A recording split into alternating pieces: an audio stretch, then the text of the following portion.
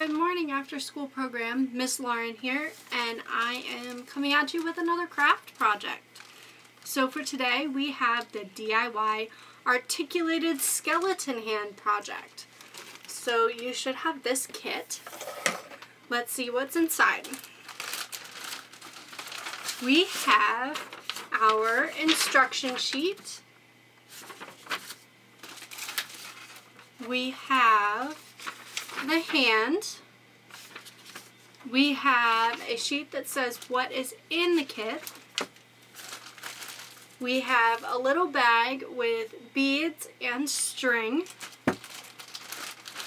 And you have 1, 2, 3, 4, 5 straws. Let me show you kind of what we're going to be doing with this project.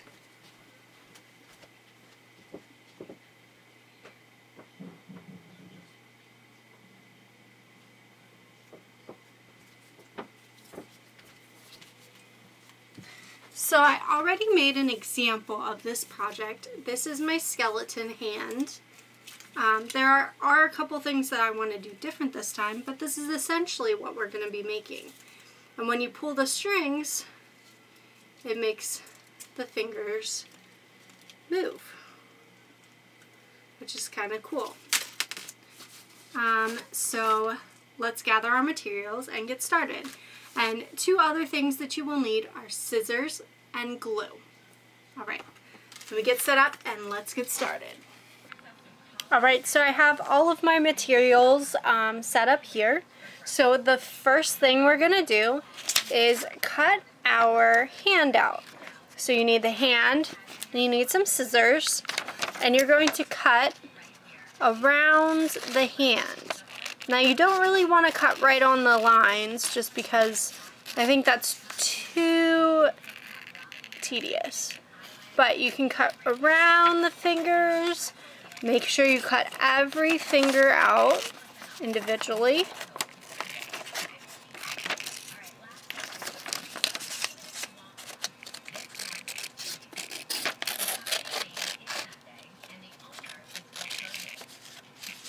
Whoops.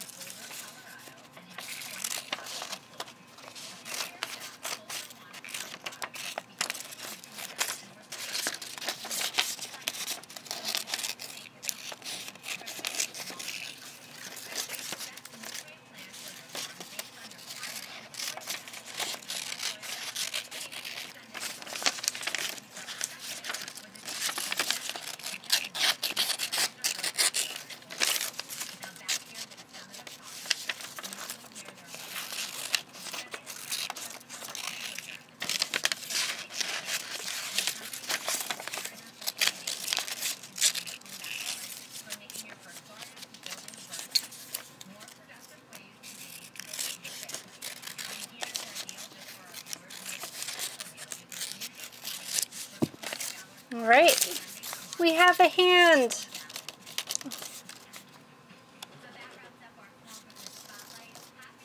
Okay, and make sure to throw away your trash. All right, so our next step, step 2, we're going to cut our straws into 4 pieces each. The directions say cut the straws into pieces to fit on your hand. I used 4 per phalange. Does anyone know what the word phalange means? Do you see it on your paper here? Let me zoom in. Maybe not. I'll put it on the screen. This word phalange. That's another word for finger. Alright, so we're going to cut our straw into 4 pieces. 1, 2, 3, 4. And we're going to do that with each straw.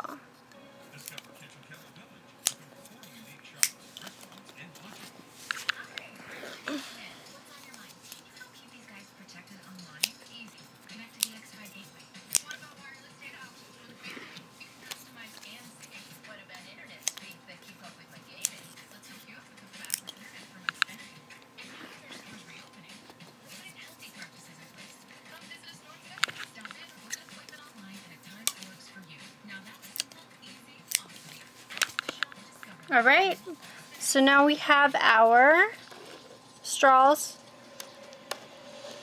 Let's see what our next step is. Step 3. You'll need to secure your string to the top of the finger. Alright, so this is something, I did not make a hole up top, on top of my finger.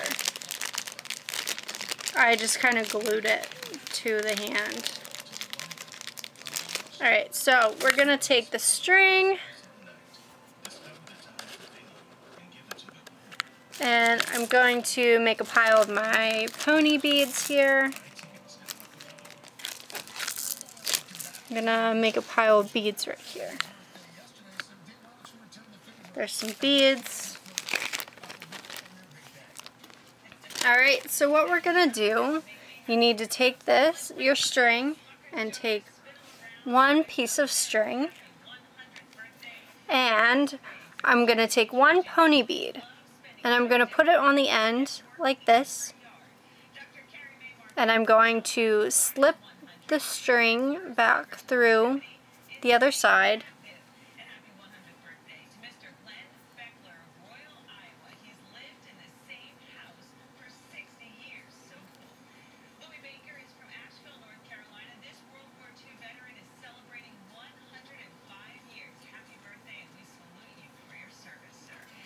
Okay, and then I'm going to tie a double knot just to make sure that the bead stays on the string. Alright, and I think first we're going to do our pinky finger. So I'm going to take 4 of my straws, and I'm going to put them on my string, like this.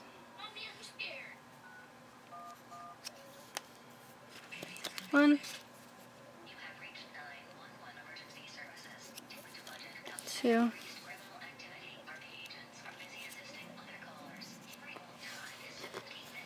oops,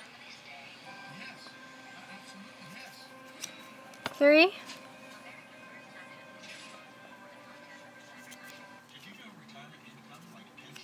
4.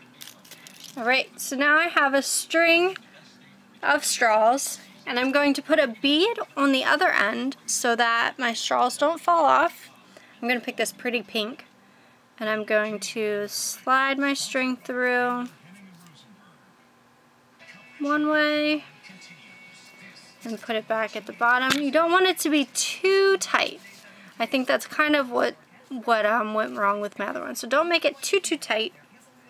And I'm going to slip the string back through the other side.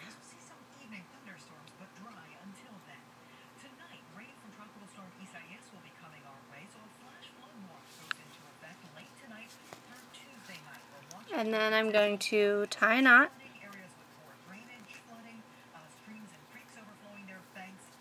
Okay.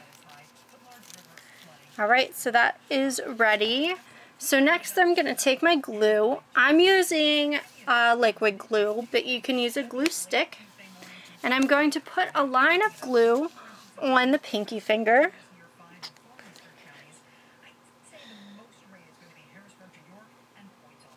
Like that.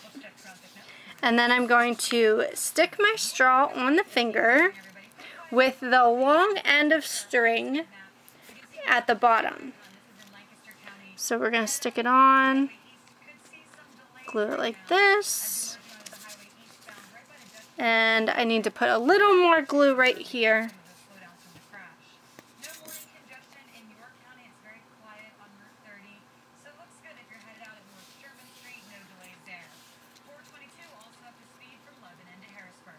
There we go. And we're going to repeat that again 4 more times for the other string, for the other fingers.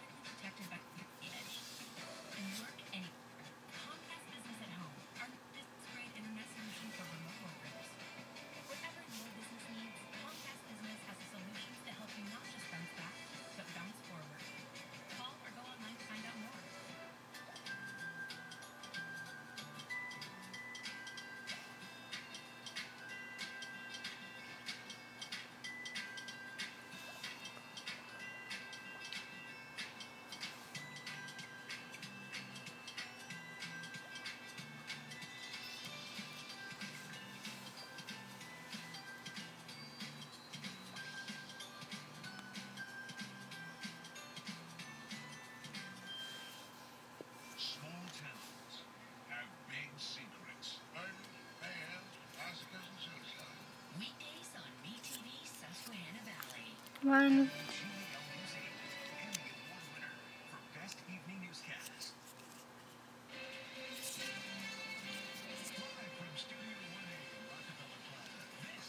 2.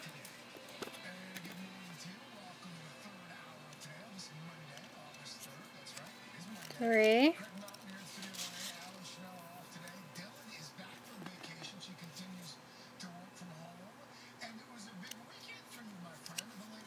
4. We're going to put another bead on this end.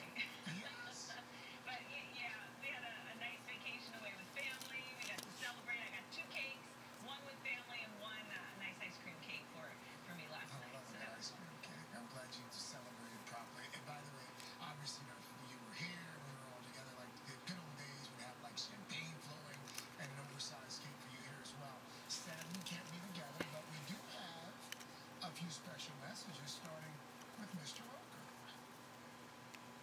Happy birthday, Dilly Dill. I wish I could be there with you, but I'm just out here trying to hold off the ravages that's about to turn 66.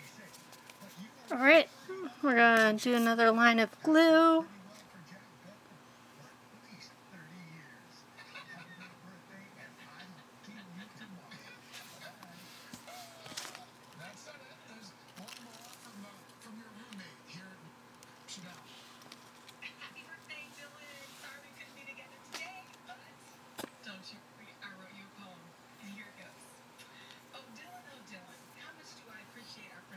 Let me count the ways. One for our dressing room laughs that I miss. Who knew sharing a tiny closet with clothes everywhere could bring me such bliss? 2 is for the times that we take turns listening, whether it's laughing, crying, and sometimes venting. 3 is for our adventures, biking and kayaking in Maine, parks in Orlando, teaching me how to dance, you teaching me how to golf. I still don't like beer. Oh, no, no, my dear. That's the only thing I can think of to rhyme. Okay, where's my mama? How about the storm? Let's talk about the hurricane. Maybe we do that. I'll look forward for next year. Yeah, it'll be pretty next year, so I expect to follow. I'm holding you to it. Lots to get to in the weather department, that's for sure. We have a weather system that is going to impact the entire East Coast from Florida all the way up to Maine. 2. Isaias. It's a tropical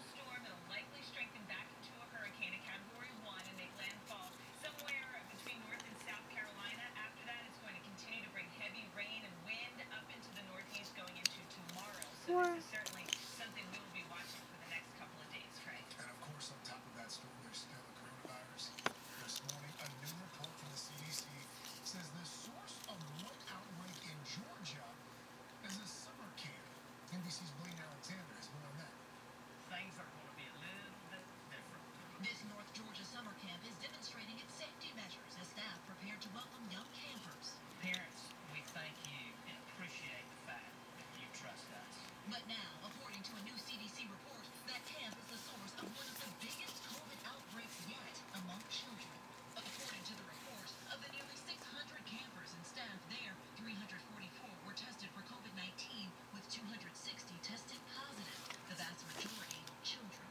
I think this example and this rising data says that children are very vulnerable to infection. What happened in Georgia in this social experiment doesn't alarm any school teacher or principal. The report notes transmission could have happened before or after attending camp, adding all attendees were required to show a negative COVID test within 12 days of arrival. But the camp failed to implement 2 CDC recommendations, opening doors and windows for increased ventilation and mandating masks for everyone. Only staff were required to wear them. Karen Joseph's 2 children attended the day camp. They tested negative. I would not have done anything differently. I think the Y did a tremendous job. It just goes to show you it is a virus and we can't prevent it. In a statement, the YMCA of Metro Atlanta, which operates the camp, says, "We now regret the decision to reopen," adding, "We made every effort to adhere to best practices outlined by the CDC and the American Camp Association." All of it raising new concerns as school districts around the country wrestle with the decision to reopen amid this caution from Dr. Deborah Burks. If you have high caseload and active community spread, just like we're asking people not to go to bars, not to have household parties, not to create large spreading events, we're asking people to distance learn at this moment. But in Cobb County, Georgia, with schools set to resume online only, parents are demanding an in-person option. The damage done by taking kids out of face-to-face school is much greater than the risk of the virus in our estimation.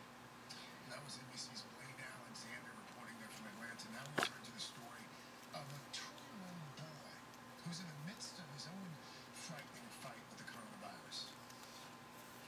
He didn't attend any camp. In fact, his mother says he never even left their house. She is joining us now. Bridget Botska-Stern is at her home in Wisconsin. And also joining us is NBC News medical contributor Dr. Kavita Patel. Good morning to both of you. Good morning. Good morning. Bridget, a couple weeks ago, your family was healthy, out riding, just being stuck at home like the rest of us. But all of a sudden, your husband and your 2-year-old son, Jack, started developing symptoms. So talk us through how quickly it developed and when did they get tested? It came out very quick. One more left. We put my son to bed. All right, we're going to get our last piece of string. And he was totally fine at 8:30 that fucking night.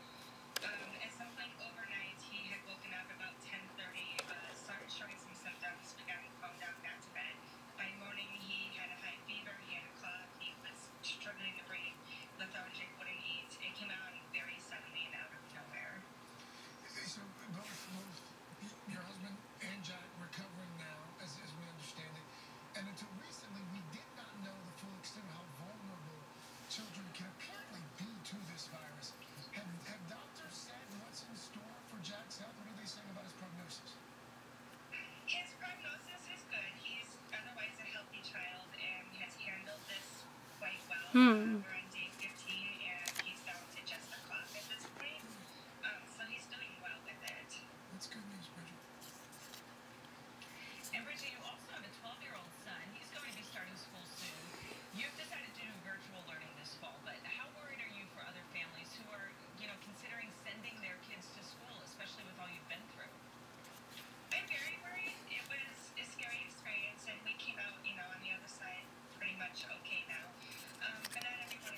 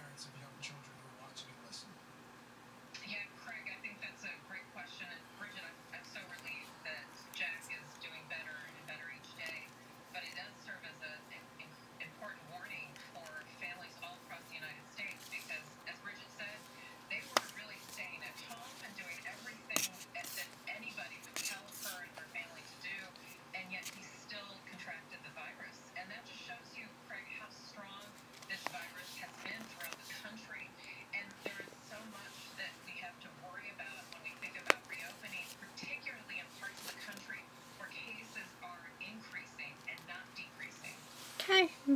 So now that our hand is done, I'm going to let it dry and then we can try it out. Thank you guys so much for joining me for this craft project, and I will see you next time. Bye!